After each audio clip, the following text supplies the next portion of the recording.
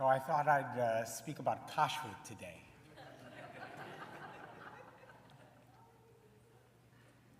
It's been a while since we talked about kashrut. Friends, first I want to welcome you to this wonderful, warm, half-century-old Utah Place synagogue. These were the first words uttered by my friend and teacher Ephraim Potts, Zichrono Livracha, on December 14th, 1974. The holidays were a bit earlier, 50 years ago today, and that day was also Shabbat Hanukkah, the sixth candle of our Festival of Rededication. Ephraim, our first president and son-in-law to our founding spiritual leader, declared to the assembled that they were there to, quote, breathe new life into this beautiful old building. 50 years later, Beth is half a century old in our century-old building, and I'm very proud to say our beautifully renovated, much older building is teeming with life. Since Hanukkah is still 2 weeks away, allow me to consider a different image, one from this week's parashah, a scene that informs the celebratory moment when we honor our past, look to the future, and continue to live our values. Yaakov Avinu, Jacob our father, is on his way to meet his brother Esau.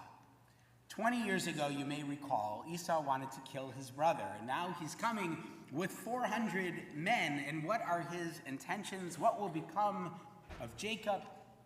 Jacob, for his part, has amassed wealth, wives, many children, yet he's nervous. He has a vision during which he wrestles with a mysterious ish, a man, an angel, a projection of the Kadosh Baruch Hu.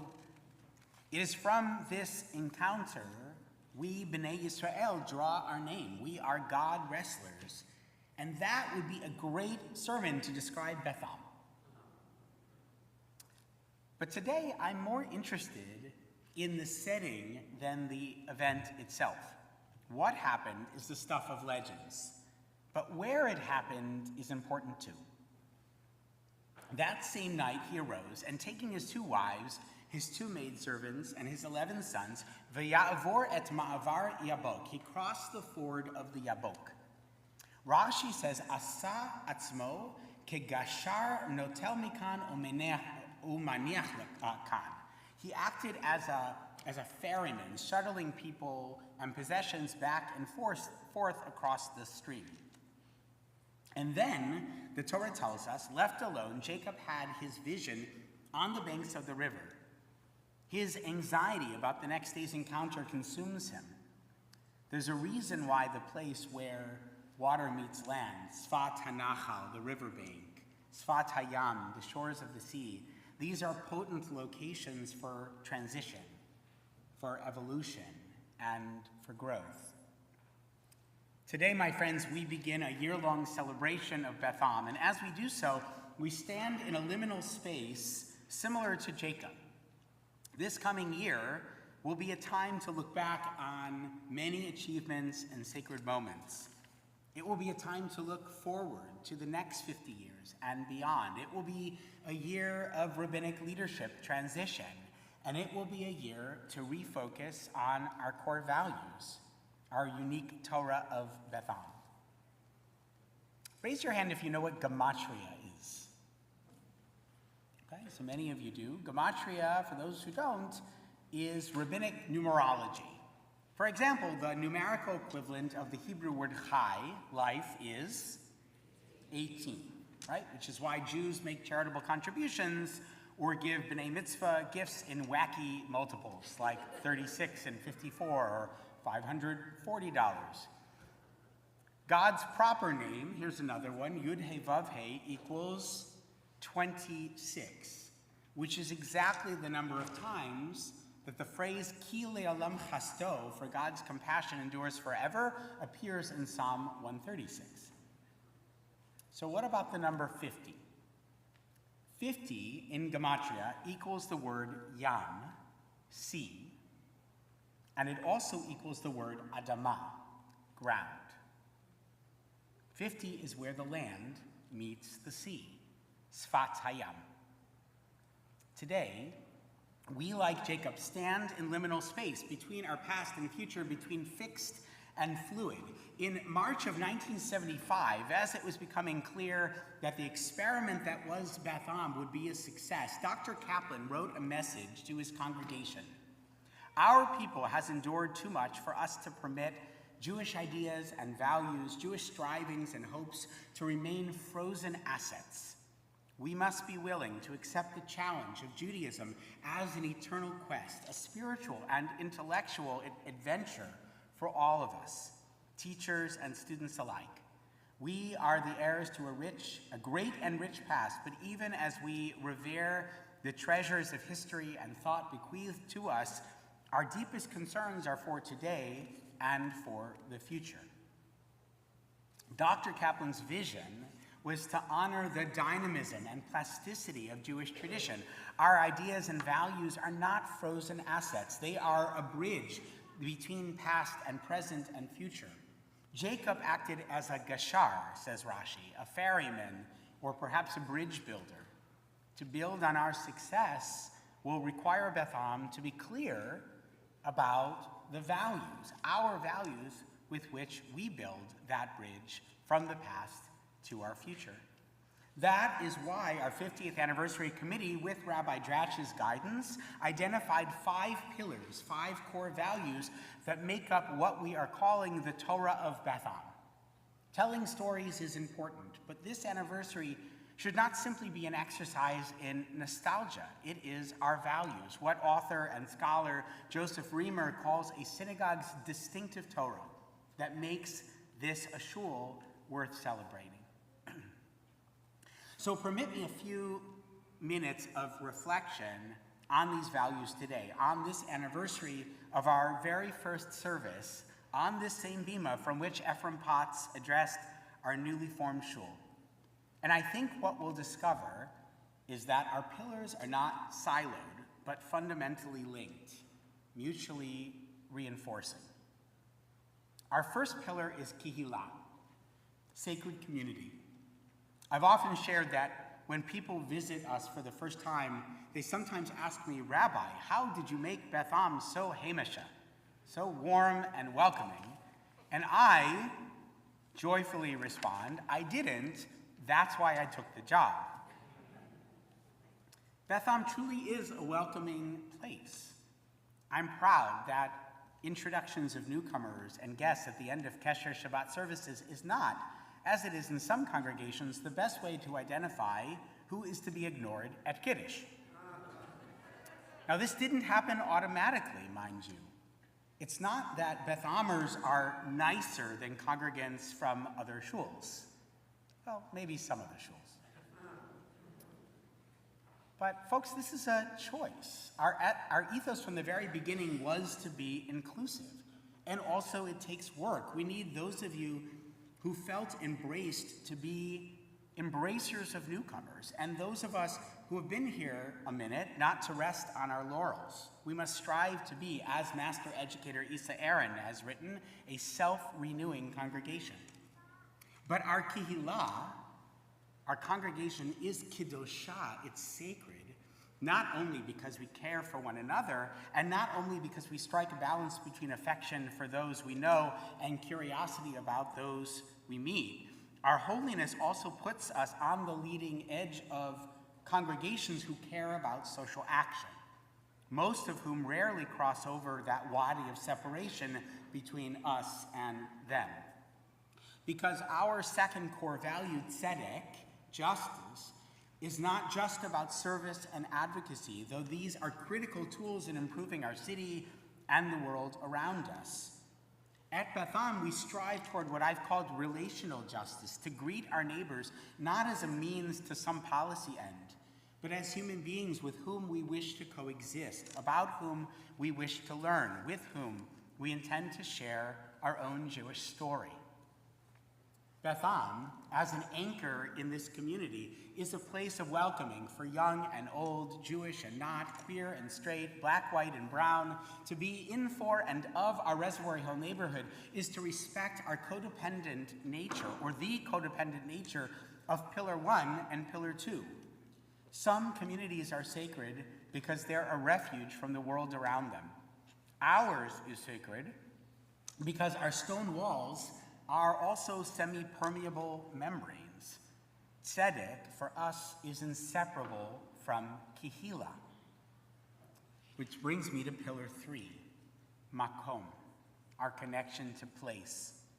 We are rooted in this community, in Central West Baltimore, in Baltimore City, and this relates, of course, to our first two pillars. There is no community without consideration of those beyond our walls, those soon to enter, those who meet, eat, or dance here, those who we encounter in Jurien Park or in Druid Hill Park, Beth Am families, nearby homes, or one day at the grocery store that's coming to the new Reservoir Square development on North Avenue. But the word makom in Hebrew is both place and it's also a name for God. God is hamakom, a holy place, an orientation for goodness and justice. I've taught before about the relationship between the word Shekhinah, that is the divine presence, and Shchuna, that is a place where we dwell. In other words, a neighborhood. Neighborhoods can be, if we let them, if we work for this, places of the indwelling of the divine. The Shekhinah dwells in Reservoir Hill. There was a time during what folks who have been around longer than I have call the Troubles, that the shul was struggling and it was losing members. There was bickering between factions. There were existential questions being asked. We love our building, but can Beth Am survive here in Reservoir Hill? And it was in that time it was determined that Beth Am's very identity was tied to this building, in this neighborhood, in our city. To invest in our future could not be to invest in our people to the exclusion of our neighborhood. Later, I would suggest language for this, but you made the decision to stay, which is another reason I took the job.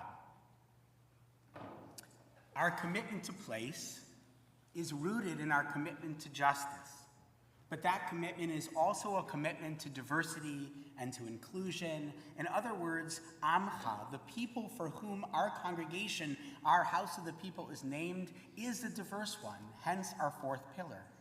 We are Jews and those who love Jews. We have multiple skin tones and ethnic backgrounds. We are men and women. We are straight, gay, lesbian, bisexual, transgender. We don't all think the same, protest for or against the same things.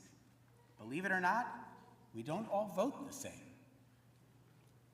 In his message on Beth Am's bar mitzvah anniversary, Dr. Kaplan wrote, "A synagogue is not an institution. It is a bayit, a house, a home. That's why Lou's wife Etta suggested Beth Am as our name, and when she did, there was, quote, instant agreement. Those who joined us," he wrote, "brought with them the warmth of their family feelings, and this happily is still with us. At Beth Am, we challenge accepted dogmas, that the terms African American and Jewish American are mutually exclusive, that whiteness and Jewishness are the same. There are ways that they are, and also ways that they're not, especially for people who aren't. The dogma that synagogues must be only Jewish. They can be fully Jewish in orientation and also gathering places for many beyond our faith tradition. So Kehila, Tzedek, Makom, Amcha, community, justice, place, diversity, these core values rely on one another. They reinforce one another. And our last pillar is no exception, except I would argue it is also the foundation on which the others are built, or the nourishment in the soil from which the Eitz Chaim of Beth Am can grow. The Talmud in Masechet Shabbat lists a number of sacred obligations which resonate both in this world and the next: honoring parents, acts of kindness, visiting the sick, welcoming the bride, burying the dead, and so on and so forth. And the passage concludes, V'talmud Torah keneged kulam, the study of Torah upholds the rest. The pillar of limud, of learning, is what makes everything here possible. We are a learning community. We learn traditional sources and the Talmud of our people. We study culture and music, legislative policy, and more. We cannot play our part in furthering the purposes of creation without knowledge, wrote Rabbi Kaplan. Therefore, we come together to study Torah in all its comprehensive meanings, Bible, rabbinic literature, history, philosophy, psychology, and human welfare. From this acquired knowledge, we must learn to distill wisdom. End quote. And so, we discover each of these core values is both a pillar upholding our collective enterprise and a tributary in a great delta. Birthdays are moments when time collapses to a point. Riverbanks are places children frolic and water drawers draw sustenance. Sfat Hayam, the shore, is constantly changing, adapting, water creeping onto the soil and sand being claimed by the sea. It's a place of tumult and struggle, of both wrestling and restorations. Friends, when we add these 5 values together, we realize that we are greater than the sum of their parts. Our Torah is not fixed, it's fluid, it's expansive. And if we're doing our job, relevant to our lives and the world around us. But I would submit, this is simply a fair assessment of what Torah is meant to be in the first place. Those books and that ark, they may appear static, fixed in substance and place and time, but they are not. The Midrash says that the Torah is black fire on white fire. The ink, the parchment on which the holy words are written, they flicker and they burn. They produce warmth and light. The text demands context, and the space between the lines and letters demands to be considered. The Torah of Beth is dynamic because Torah is dynamic. The Torah of Beth is mutually reinforcing because Torah stands in relationship with every single person who engages in its wisdom. To that end, we hope this Shabbat will also be a time to learn from one another. So when you get downstairs, you'll find table tents with some guiding questions on them. As you sit and enjoy your Vayishlachi Kiddush, you know, I live with 3 vegetarians. It's a good moment for me. So as you go down for Kiddush, please take a moment to read the prompts on those table tents and discuss them with your table. Share some of your stories and some of your aspirations for this place. The Torah of Beth like the food of Beth is meant to be shared. The blessing that we say when we learn is not thank you, God, for allowing us to study. It's blessed are you, God, who commands us la'asok b'divrei Torah. The word la'asok means to busy ourselves, to grapple, to contend with, to engage with. So my friends, on this seminal birthday, as we launch a year of celebration in honor of 50 years of Beth let us celebrate all that we have done and all we continue to learn together. So join me in blessing this occasion. If you know the words in Hebrew, you can say them with me. If you don't, you can respond with an emphatic Amen. You ready? Baruch atah Adonai Eloheinu melech haolam asher kidshanu b'mitzvotav v'tzivanu la'asok b'divrei Torah. Thank you, God, for allowing ourselves to engage in the holy work of studying Torah. And let's also say Shachianu. Baruch atah Adonai Eloheinu melech haolam shehechianu v'kiyamanu v'hivianu lazman hazeh. thank you, God, for allowing us to come to this very special moment. Amen, Shabbat Shalom, and Mazel Tov.